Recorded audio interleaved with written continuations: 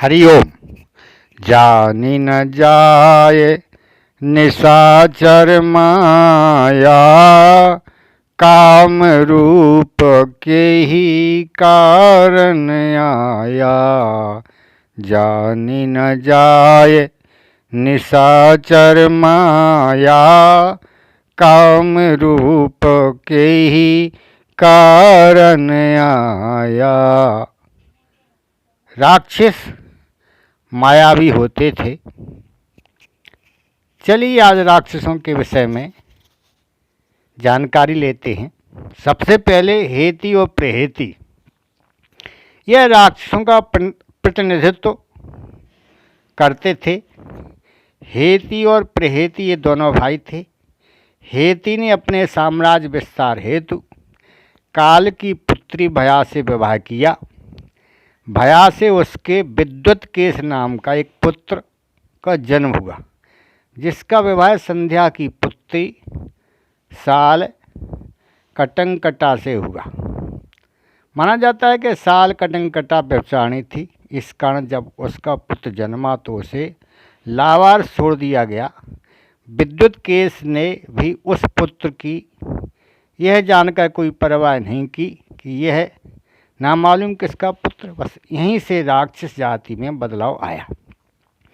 शिव और माँ पार्वती की उस अनाथ बालक पर नज़र पड़ी और उन्होंने उसकी सुरक्षा प्रदान की।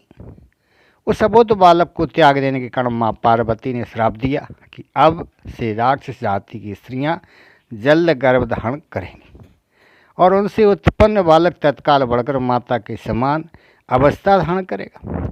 इस हिसाब से राक्षसों में शारीरिक आकर्षण कम, विकरालता ज़्यादा रही। शिव और पार्वती ने उस बालक का नाम सुकेश रखा। शिव के वरदान से वह निर्भीक था। वह निर्भीक होकर कहीं भी विचरण कर सकता था। शिव ने उसे एक विमान भी दिया था। सुकेश के 3 पुत्र हुए। सुकेश ने गंधर्व कन्या देववती से विवाह किया। देववती से सुकेश के 3 पुत्र हुए, माल्यवान, सुमाली और माली। इन तीनों के कारण राक्षस जाति का विस्तार और प्रसिद्धि प्राप्त हुई। इन तीनों भाइयों ने शक्ति और ऐश्वर्य प्राप्त करने के लिए ब्रह्मा जी की घोर तपस्या की। ब्रह्मा जी ने इन्हें शत्रुओं पर विजय प्राप्त करने और तीनों भाइयों में एकता और प्रेम बना रहने का वरदान दिया। वरदान के प्रभाव से ये तीनों भाई अहंकारी हो गए।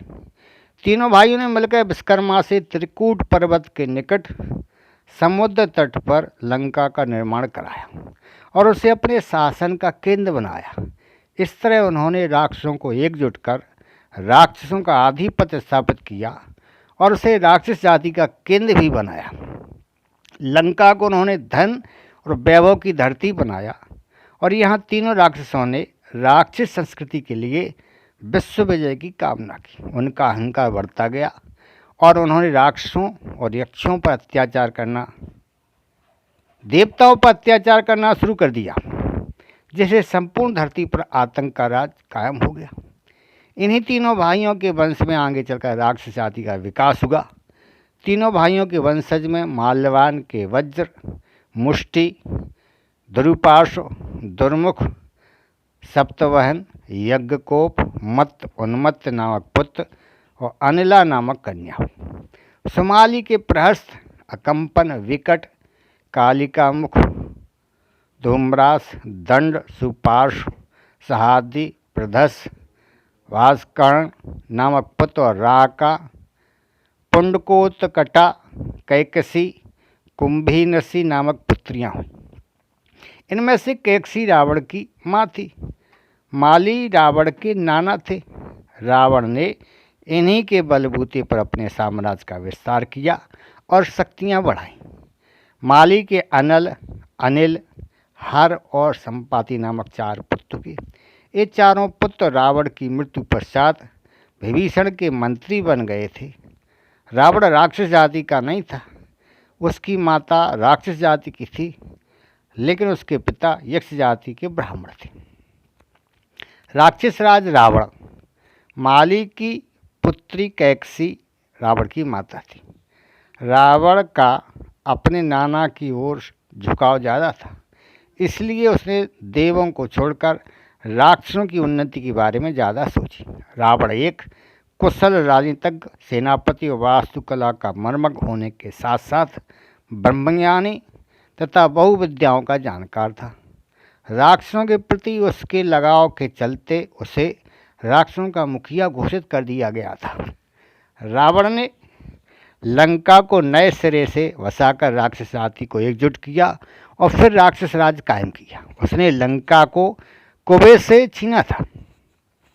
उसे मायावी इसलिए कहा जाता था कि वह इंद्रजाल, तंत्र, सम्मोहन और तरह तरह के जादू जानता था। उसके पास एक ऐसा विमान था जो अन्य किसी के पास नहीं था। इस सभी कारण सभी उससे भयभीत रहते थे। पौराणिक मान्यता के अनुसार एक श्राप के चलते असुरराज विष्णु के पार्षद जय और विजय ने ही रावण और कुंभकर्ण के रूप में फिर से जन्म लेकर धरती पर अपना साम्राज्य स्थापित किया था। द्वापर युग में यही दोनों शिशुपाल और दंतवक्त नाम के अनाचारी रूप में पैदा हुए थे। इनको 3 जन्मों की सजा थी। रावण ने राक्षस संस्कृति का विस्तार किया था।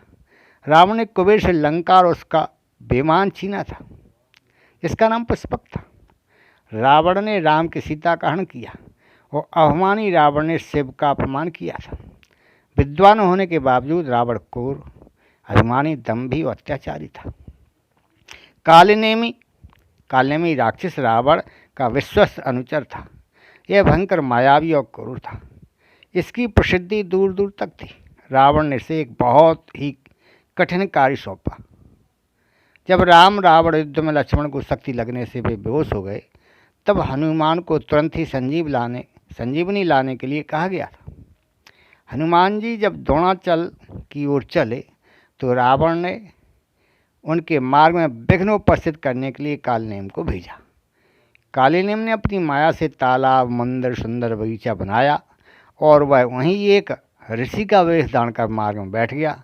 हनुमान जी उस समय उस स्थान को देखकर वहाँ जलपान के लिए रुकने का मन बनाकर जैसे ही तालाब में उतरे तो तालाब में प्रवेश करते ही एक मगरी ने अकुलाकर उसी समय हनुमान जी का पैर पकड़ लिया। हनुमान जी ने उसे मार डाला, पर उन्होंने अपनी पूंछ से कालनेम को जकड़ करके उसका वध कर दिया।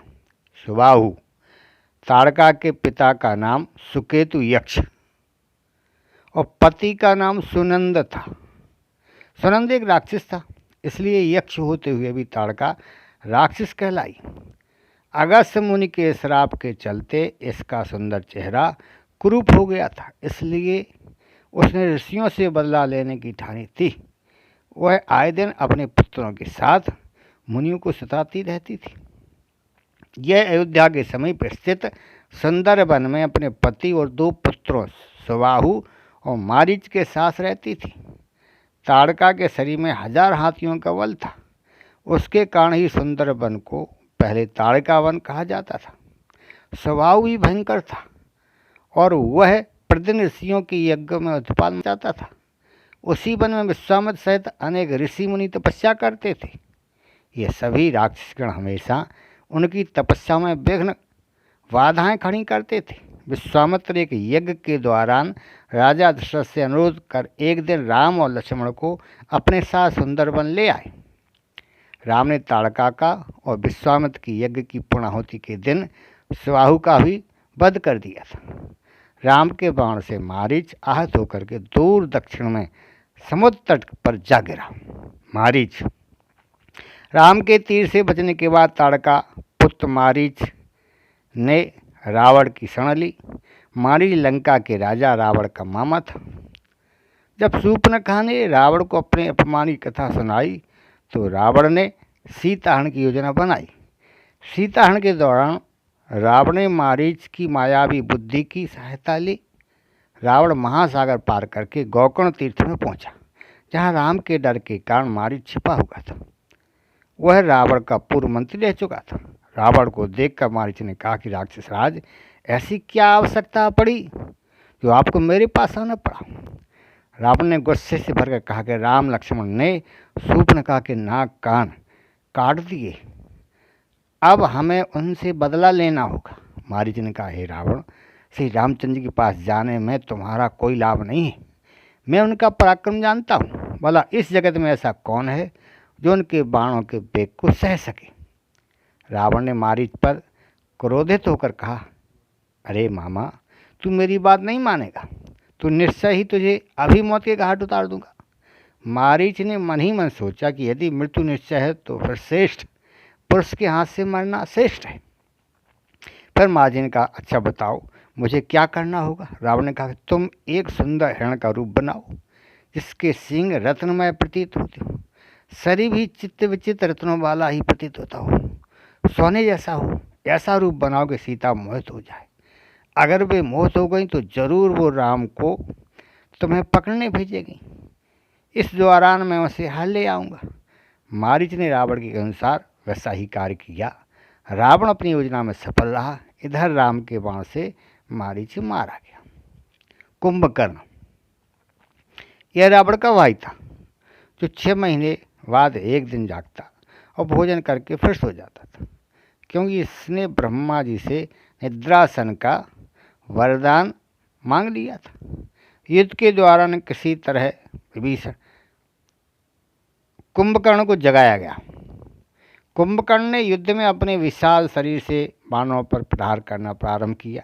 इससे राम की सेना में हाहाकार मच गया।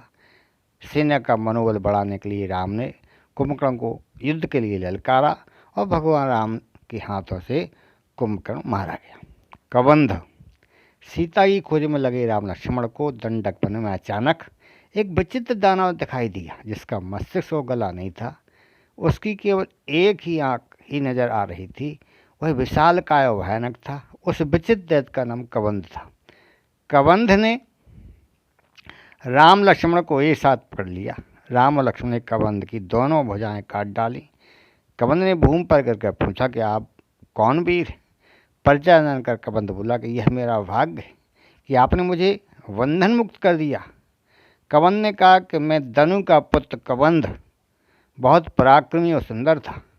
राक्षस जैसी भीषण आकृति बनाकर मैं ऋषियों को डराया करता था, इसलिए मेरा यह हाल हो गया था।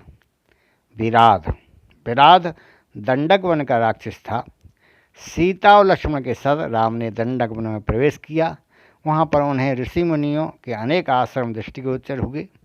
राम उन्हीं के आश्रम में रहने लगे। ऋषियों ने उन्हें एक राक्षस के उत्पात की जानकारी दी। राम ने उन्हें निर्भीक किया। वहाँ से उन्होंने महावन में प्रवेश किया, जहाँ नाना प्रकार के हिंसक पशु और नरभक्षक राक्षस निवास करते थे। ये नरभक्षक राक्षसी तपस्वियों को कष्ट दिया करते थे। कुछ ही दूर जाने के बाद बागम्बा धारण किए हुए एक पर्वताकार राक्षस दृष्टिगत हुआ। वह राक्षस हाथी के समान चिंगाड़ता हुआ सीता पर झपटा। उसने सीता को उठा लिया और कुछ दूर जा कर के खड़ा हो गया। उसने राम और लक्ष्मण पर क्रोधित हुए कहा कि तुम धनुष बाण लेकर दंडक वन में घुस आए हो। तुम दोनों कौन हो? क्या नाम नहीं सुना है? मैं प्रतिदिन ऋषियों का मांस खाकर अपनी क्षुधा शांत करने वाला अपराध हूँ। तुम्हारी मृत्यु ही तुम्हें यहाँ ले आई है। मैं तुम दोनों का अभी रक्तपान करके इस सुंदर स्त्री को अपनी पत्नी बनाऊंगा। विराट ने हंसते हुए कहा कि यदि तुम मेरा परिचय जानना ही चाहते हो तो सुनो। मैं जय राक्षस का पुत्र हूँ। मेरी माता का नाम सतहृदा है। मुझे ब्रह्मा जी से यह वरदान प्राप्त है कि किसी भी प्रकार का अस्त्र ना तो मेरी हत्या कर सकता है और ना ही उनसे मेरे अंग छिन्न हो सकते। यदि तुम इस स्त्री को मेरे पास छोड़कर चले जाओगे तो मैं तुम्हें वचन देता हूँ कि मैं तुम्हें नहीं मारूंगा। राम लक्ष्मण ने उससे घोर युद्ध किया, उसे हर तरह से घायल कर दिया, पर उसकी भुजाएं भी काट डाली। तभी राम बोले कि लक्ष्मण, वरदान के कारण यह दुष्ट मर नहीं सकता, इसलिए यही उचित है कि हमें भूमि में गड्ढा खोद कर इसे बहुत गहराई में गाड़ देना चाहिए। लक्ष्मण गड्ढा खोदने लगे और राम ने विराट की गर्दन पर पैर रखकर खड़े हो गए। तब विराट बोला कि हे प्रभु, मैं तुम्बुरु नाम का गंधर्व हूँ। कुबेर ने मुझे राक्षस हो जाने का श्राप दिया था। मैं श्राप के कारण राक्षस हो गया। आज आपकी कृपा से मुझे उस श्राप से मुक्ति मिल रही है। राम लक्ष्मण ने उसे उठाकर गड्ढे में डाल दिया और गड्ढे को पत्थर आदि से पाट दिया। अहिरावण, अहिरावण एक असुर था। अहिरावण पाताल में से रावण का मित्र था। जिसने युद्ध के दौरान रावण के कहने से आकाश मार्ग से राम के शिवन में उतरकर राम लक्ष्मण का अपहरण कर लिया। जब अहिरावण श्री राम लक्ष्मण को देवी के समक्ष बलि चढ़ाने के लिए विभीषण के वेश में राम के शिविर में घुस करके अपनी माया के बल पर पाताल ले आया था, तब श्री राम और लक्ष्मण को मुक्त कराने के लिए हनुमान जी पाताल लोक पहुँचे और वहाँ उनकी भेंट उनके पुत्र मकरध्वज से हुई। उनको मकरध्वज के साथ लड़ाई करना पड़ी, क्योंकि मकरध्वज अहिरावण का द्वारपाल था। मकरध्वज ने कहा कि अहिरावण का अंत करना है तो इन 5 दीपकों को एक साथ एक ही समय में बुझाना होगा। यह रहस्य ज्ञात होते ही हनुमान जी ने पंचमुखी हनुमान का रूप धारण किया।